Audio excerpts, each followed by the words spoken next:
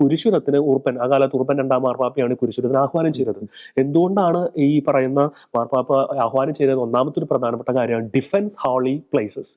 അതായത് ക്രൈസ്തവർക്ക് പുണ്യഭൂമി, അതായത് യേശുക്രിസ്തു ഈ ജെറുസലേമിന്റെ മണ്ണിൽ ആണ്, അവിടെയാണ് ഈശോ കുരിശിൽ തൂങ്ങി മരിച്ചത്.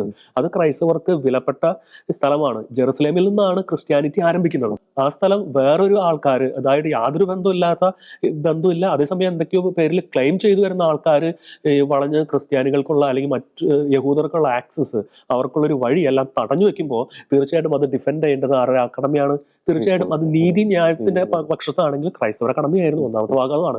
രണ്ടാമത്തെ ഭാഗമാണ് പറയുന്നത് ഈ ബൈസന്റൈൻ എംപയർ, അതായത് ഈസ്റ്റേൺ ക്രിസ്ത്യാനിറ്റി. പിളർപ്പുണ്ടായി നമ്മൾ പറയുന്നു. പിളർപ്പുണ്ടായതിനു ശേഷം അത് ഈസ്റ്റേൺ ക്രിസ്ത്യാനിറ്റി ആയിട്ട് മാറുന്നു, പ്രത്യേകിച്ച് ഓർത്തഡോക്സ് ആയിട്ട് മാറുന്നു.